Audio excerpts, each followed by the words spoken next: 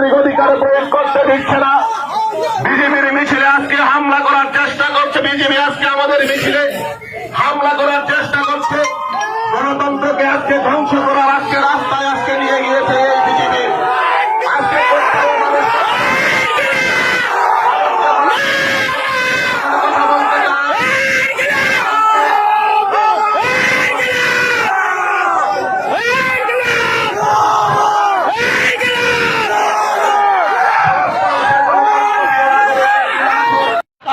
দাম বৃদ্ধিকারী জনবিরোধী এই সরকার, এই বিজেপি সরকার নিপাত যাক, এই স্লোগানকে সামনে রেখে ধীরে ধীরে একটি সুসজ্জিত মিছিল আপনাদের সামনে দিয়ে এগিয়ে চলছে।